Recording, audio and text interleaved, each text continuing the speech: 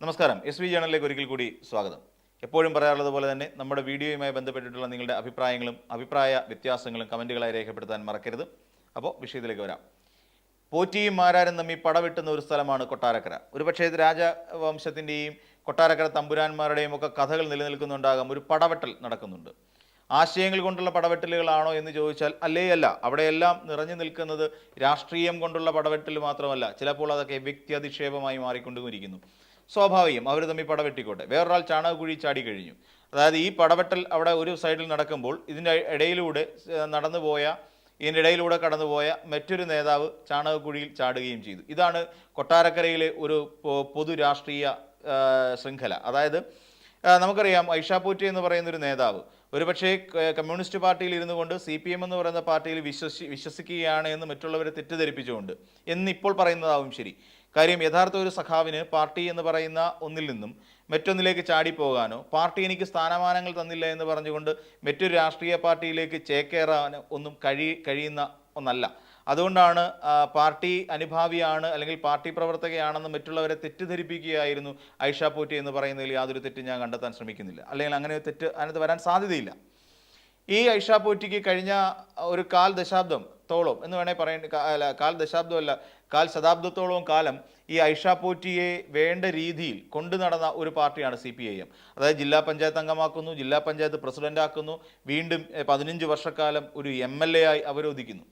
അപ്പം നമുക്ക് സ്വാഭാവികമായിട്ടും പറയാം, എന്തുകൊണ്ട് ഐഷ പോറ്റി ഉയർത്തിക്കൊണ്ട് നടന്നു എന്ന് ചോദിച്ചാൽ കൊട്ടാരക്കര R ബാലകൃഷ്ണപിള്ളയെ വീഴ്ത്തിയത് കൊണ്ട്. യെസ്, R ബാലകൃഷ്ണപിള്ളയെ വീഴ്ത്തിയത് ഐഷ പോറ്റി തന്നെ. പക്ഷേ ഐഷ പോറ്റി ഒറ്റയ്ക്ക് പോയി പടവിട്ടിട്ടാണോ, അല്ലെങ്കിൽ ഐഷ പോറ്റി ഒറ്റയ്ക്ക് നിന്ന് കുടുംബക്കാരെ എല്ലാം വിളിച്ച് വോട്ട് ചെയ്യിച്ചിട്ടാണോ അവിടെ R ബാലകൃഷ്ണപിള്ള തോറ്റുപോയത്? അല്ല, അവിടുത്തെ പാർട്ടി പ്രവർത്തകരുടെ നിസ്സീമമായ പ്രവർത്തനങ്ങൾ കൊണ്ടാണ്. അവിടെ താഴേക്കിടയിൽ നിന്ന് ബ്രാഞ്ച് തലം മുതൽ മുകളിലേക്ക് എത്തുന്ന ജില്ലാ കമ്മിറ്റി വരെ എത്തുന്ന ഒരു വിഭാഗം പ്രവർത്തകരുടെ ശക്തമായ പ്രവർത്തനത്തെ തുടർന്നിട്ടാണ് ഐഷ പോറ്റിക്ക് അങ്ങനെ ഒരു നേട്ടം സ്വന്തമാക്കാൻ കഴിഞ്ഞത്. അല്ലാതെ ഐഷ പോറ്റി ഒറ്റയ്ക്ക് വിചാരിച്ചാൽ പടവെട്ടി നേടാൻ പറ്റുന്ന കാര്യമൊന്നും ആയിരുന്നില്ല. അപ്പോൾ അതിനുശേഷം ഈ ഐഷ പോറ്റി എന്ന് പറയുന്ന ആൾ വളർന്നു, പടർന്നു, പന്തലിച്ചു. അതൊക്കെ കറക്റ്റായിട്ട് പോയ കാര്യങ്ങളാണ്. എന്നാൽ ഐഷ പോറ്റിക്ക് ഒരു ഘട്ടം എത്തിയപ്പോൾ CPM എന്ന് പറയുന്ന പാർട്ടിയിൽ തുടരാൻ കഴിയുന്നില്ല. അനാരോഗ്യം എന്നാണ് ചൂണ്ടിക്കാട്ടിയത്. അപ്പോൾ അനാരോഗ്യമുള്ള എന്തിനേയും വലിച്ചടിപ്പിക്കുന്ന ഒരു പാർട്ടിയാണോ കോൺഗ്രസ് പാർട്ടി എന്ന് ആരെങ്കിലും ചോദിച്ചാൽ അത് തെറ്റ് പറയാൻ കഴിയില്ല. ഐഷ പോറ്റി തനിക്ക് ആരോഗ്യമില്ല, ആരോഗ്യപരമായ കാരണങ്ങൾ കൊണ്ട് ഞാൻ രാജിവെക്കുന്നു, പാർട്ടി പ്രവർത്തനങ്ങളിൽ നിന്ന് പിന്മാറുന്നു എന്ന് പറഞ്ഞു.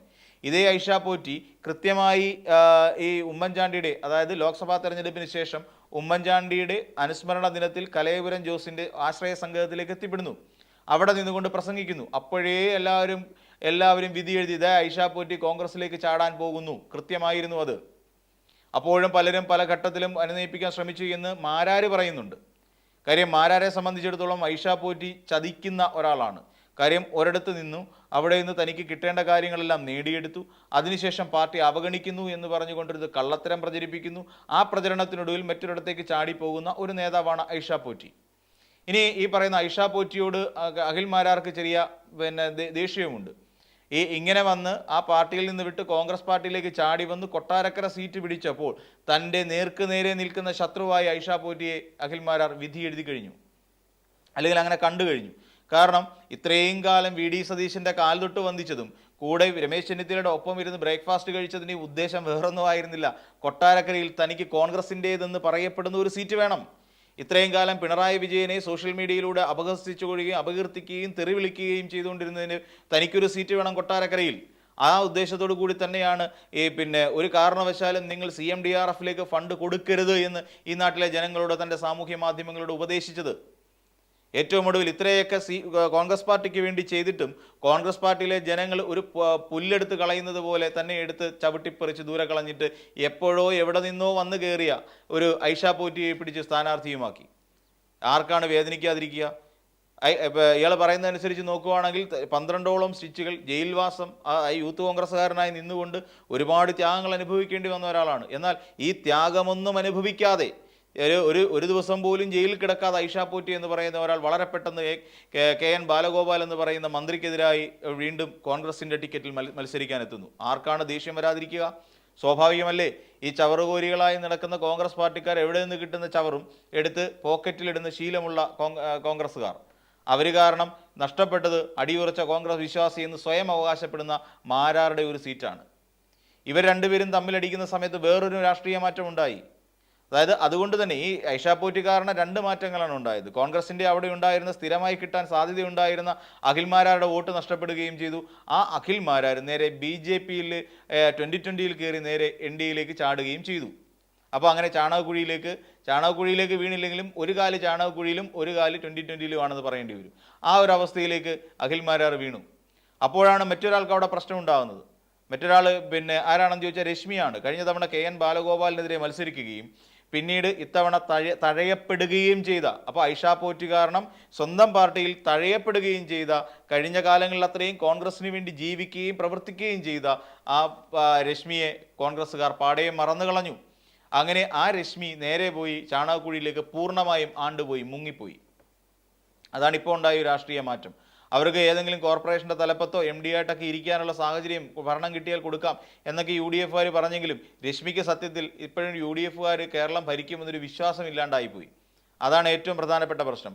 അല്ലെങ്കിൽ ഈ പറയുന്ന രശ്മി ഒരിക്കലും BJP-യിലേക്ക് ചാടേണ്ട ആവശ്യമൊന്നുമില്ല. കാര്യം നാണം കെട്ടവരുടെ പാർട്ടിയാണല്ലോ കോൺഗ്രസ് പാർട്ടി. അപ്പോൾ അതിനകത്ത് കിടക്കുന്നവരെല്ലാവരും നാണം കെട്ട് തന്നെയാണ്. എവിടെയൊന്നോ വരുന്ന കുറേ പേരെ നിർത്തുന്നു, സീറ്റ് കൊടുക്കുന്നു, കൊണ്ടുപോകുന്നു. ഇതാണല്ലോ ഇപ്പോൾ കോൺഗ്രസ് പാർട്ടി ഇപ്പോൾ ഒരു ചവറുകോരികളായി മാറിക്കൊണ്ടിരിക്കുന്നതിന് കാരണം.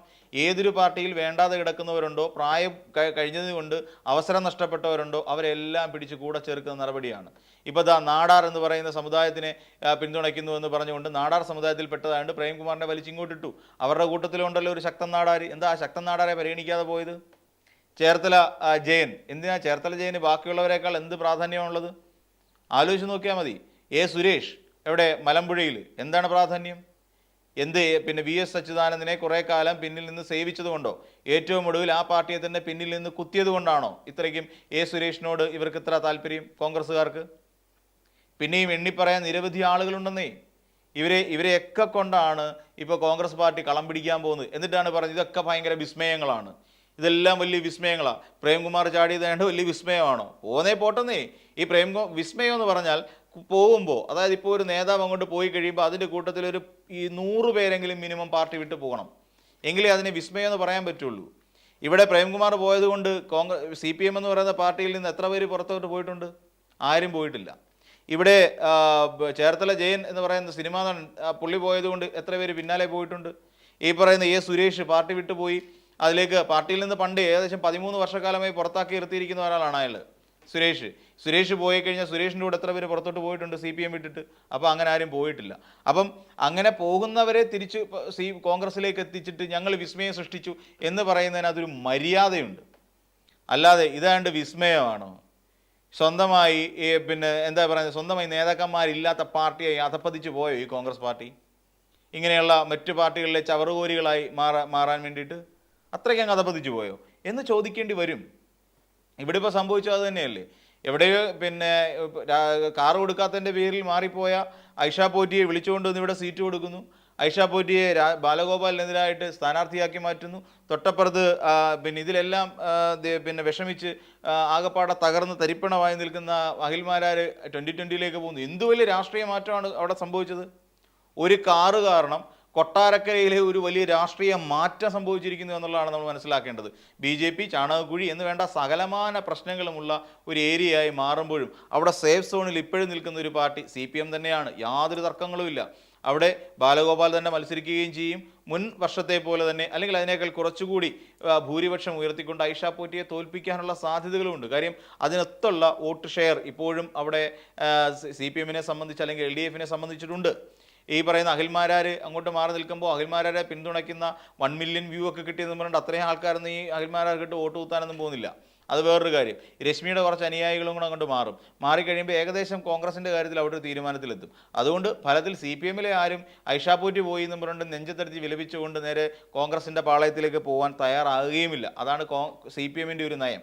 അപ്പോൾ അതുകൊണ്ട് ഐഷാ പോറ്റി ഇനി എത്ര കടന്ന് ചാടിയെന്ന് പറഞ്ഞാലും ഈ പറയുന്ന കൊട്ടാരക്കരയിൽ നിന്ന് ഇനിയും ഒരു നിയമസഭാ സീറ്റ് ഉണ്ടാകില്ല. തന്നെയുമല്ല, ഇത്തവണ ഐഷാ പോറ്റി നിയമസഭയിലേക്ക് എത്തിയില്ലെങ്കിൽ കോൺഗ്രസ് എന്ന് പറയുന്ന പാർട്ടിക്കുള്ളിൽ ഐഷാ പോറ്റിക്ക് ഒരു വിലയും ഇല്ലാതെയായി മാറും. നമുക്കറിയാം കേരളത്തിലെ കോൺഗ്രസിലെ വനിതാ നേതാക്കന്മാരുടെയൊക്കെ അവസ്ഥ ഏറെക്കുറെ അറിയാമല്ലോ. അപ്പോൾ അതൊക്കെ കണ്ടും കേട്ടിട്ടുമാണോ ഐഷ പോറ്റി ഇങ്ങനൊരു കഠിനമായ തീരുമാനം എടുത്തത് എന്ന് കൂടി ഒന്ന് ആലോചിക്കേണ്ടതായിരുന്നു എന്ന് മാത്രം. തൽക്കാലം ഒരു കാര്യം ചെയ്യുക, നിങ്ങൾ തമ്മിലുള്ള കടിപിടി അങ്ങോട്ട് തുടരുക. മാരാരും പോറ്റിയും തമ്മിൽ ശക്തമായി കടിപിടി നടത്തിക്കോളൂ. അവിടെ ചാണകക്കുഴി കിടക്കുന്നവർ സ്വസ്ഥമായി അവിടെ കാണാൻ ഇരിക്കാൻ അനുവദിക്കുക. അപ്പോൾ മറ്റൊരു വീഡിയോയുമായി നമുക്ക് വീണ്ടും കാണാം.